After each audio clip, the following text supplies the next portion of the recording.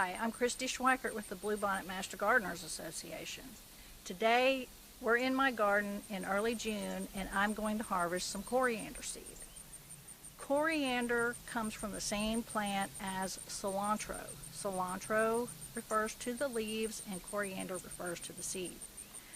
We can harvest it to reseed for next year or harvest it for use in the garden.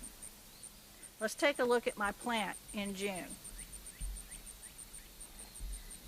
If your cilantro plant looks like this in June, don't be alarmed. This is natural.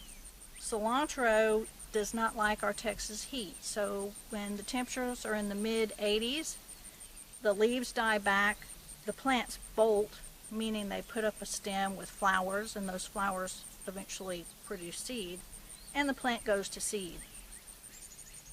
So, to reseed for next season, some gardeners let their coriander just go to seed and let the seeds fall where they may. They'll have a great crop next year, but they may also have cilantro coming up all over the garden. The seeds tend to scatter. I try to limit my cilantro growing in this pot.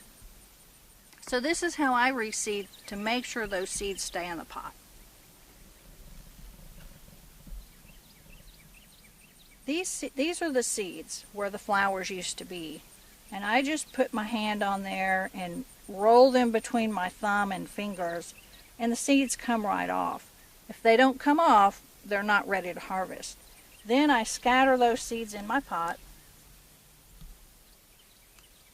and then scratch in the dirt, the soil a little bit, and next spring with a little water and the right temperatures, I'll have nice cilantro here. Sometimes I get cilantro coming up in the fall, which is great, and it will overwinter if we have a mild winter.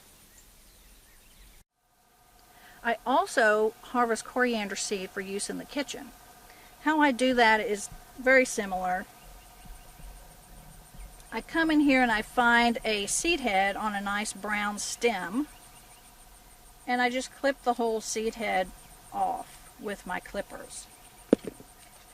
Then I bring my container over and get the seeds off, drop them in the container. Sometimes I'll drop the full seed head in the container and let them sit here a few days uncovered, and then I'll get all the seeds off, pick out the stems, and I've got coriander for the kitchen.